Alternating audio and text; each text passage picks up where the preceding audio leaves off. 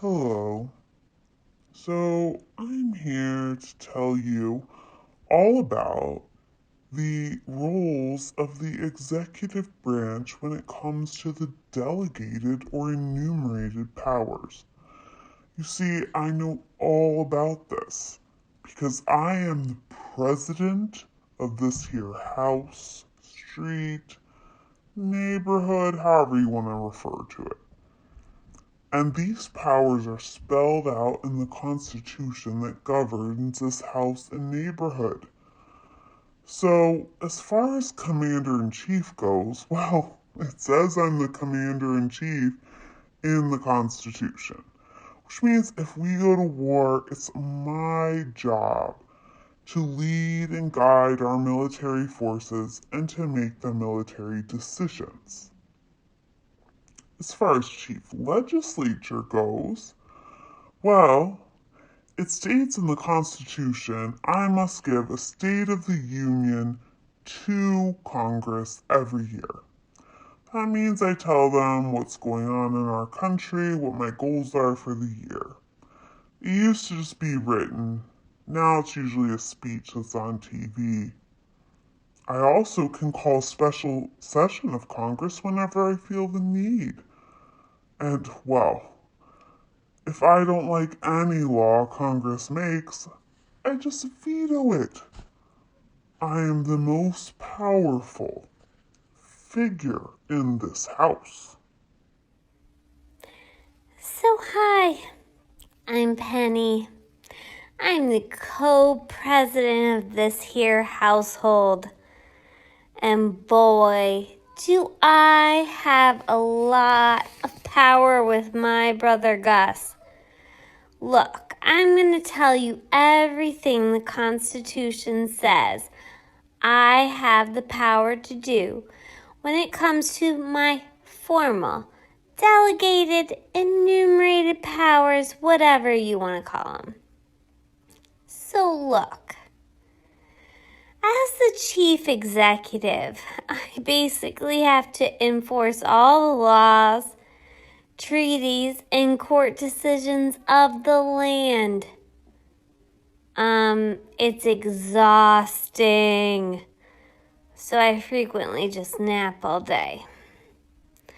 I also have to appoint all the officials to the executive branch and all the federal judges.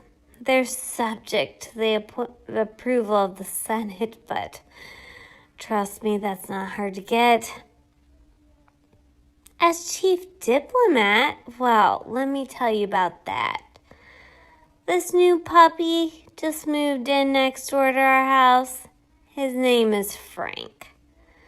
Guess whose job it was to receive him as the head of the yard next door for the first time? Well, it was my job. Because that's the job given to the president in the Constitution. So, in the future, when Frank and I need to make treaties about who pees along the fence, well, it'll be my power to do that too. It will have to get approved by the Senate, but that's all right. You see, I hold the real power.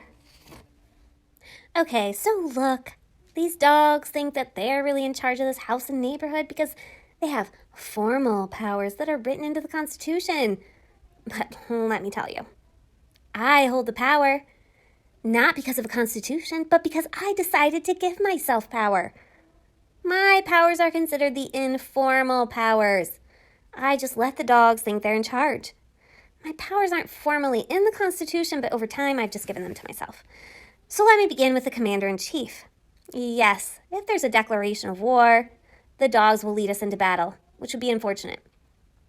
I can take our armed services into a military altercation or conflict without a declaration, because every cat knows the power of surprise is key.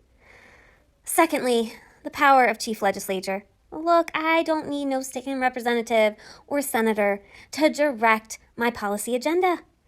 I have lobbyists and members of the executive branch who can write legislation. I just gotta find somebody to propose it for me. I'm the one who creates the budget, and let me tell you, the main way I legislate is through my use of executive order. That's right, all I have is somebody else write up what I want a law to say. I sign it, I call it an executive order. Bada boom, bada bing. It becomes the law of the land. Let me continue. As chief executive, once again, all I do is issue an executive order and everybody does what I tell them to do. That's how I have to, quote, carry out the law, end quote. When it comes to being chief diplomat, look, if Frank next door is getting out of order, I don't have to wait on the Senate to approve some treaty about, who can pee along the fence. I just sign an executive agreement with Frank, and it becomes the treaty everyone must follow, whether the dogs like it or not. And I don't care if they don't like it. They're the ones who have to pee outside. I pee in a litter box. Okay, everybody, I'm here now to review checks on presidential power. So we're going to go over congressional checks, judicial checks, some informal checks, but really how the president can kind of combat all of those checks on him. So I have my nice little picture of the White House. I drew it myself. I may not be going over these in exact order, but I'll try to. So first, let's address the congressional checks on the president. Bam! Override a veto. Now, again, this is not a common occurrence because typically the House and Senate don't attempt to pass things unless they are for sure that they can override a presidential veto if it's something that really matters to them. But nonetheless, if they send a piece of legislation to the president vetoes it, then Congress can override that veto with 2/3 vote of both houses. So again, that's why it's not a very common thing that we see happen. Next, check on the president would be, just a moment, I'm looking for it.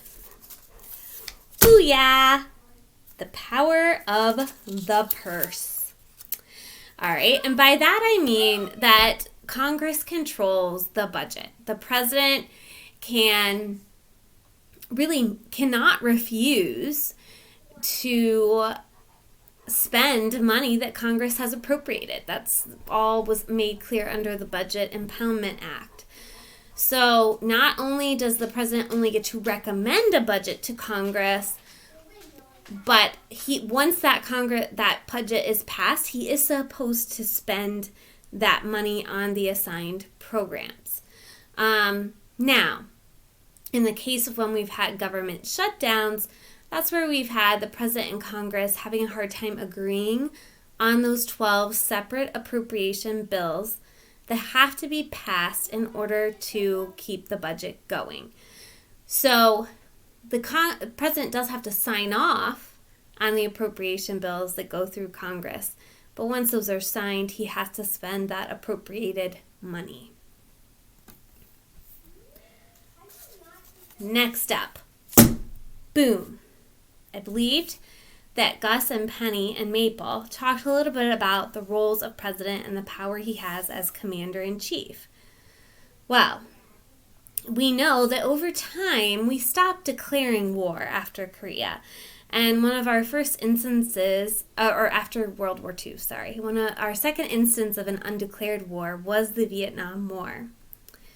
And in the case of the Vietnam War, basically Congress had passed a resolution that gave the government a blank check to wage war as he saw fit. Congress learned a lot from that war, especially after Nixon used that resolution to invade a whole nother country. So after the Vietnam War, the War Powers Act was passed, and it does put some limitations on the ability of the president to take military action without a declaration of war. So first off, the president must notify Congress within 48 hours, either in writing or in person, about what military action has been taken and why. Then probably the other most important measure is that after 60 days, if that military action is still going on, Congress must vote to continue it, or it has to stop. And again, it kind of goes back to power of the purse a little bit too. If Congress holds the money and they vote not to continue to fund the war, that can also draw it to a close.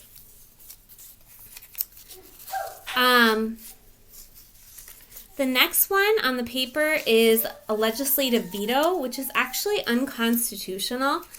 But basically that is when Congress would just choose to reject or ignore an action that the president has taken, or an executive agency has taken.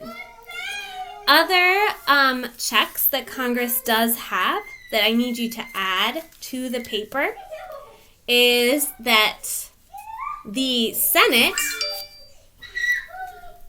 okay, sorry, I had to stop that for a minute. So, other ones I want you to add to the list there of congressional checks. The Senate has to approve appointments made by the president, whether it be to the cabinet or other executive agencies, ambassadors, or judges. The Senate also has to approve treaties. Both the House and the Senate can work together to impeach the president and remove him from office. But of course, the House of Representatives has the power to bring the charges, and the Senate has the right to then have the trial. But again, we've had 3 presidents impeached now. None have been removed from office. So how effective is this check is a little bit unclear. Then we have oversight. So Congress has the right to oversee the president and the executive branch by calling them to testify to make sure they are spending monies appropriately and running programs appropriately. That's another key check on the president. As far as judicial checks on the president, boom, judicial review has to be the most important check that the branch has. It's not just the Supreme Court, but all federal courts, whether it be the lower courts, the appeals court, or the Supreme Court, have the right to review decisions made by the president or by the executive agencies and decide whether those actions are constitutional or not. That includes executive orders. So just like they can check Congress with this, they can also check the president.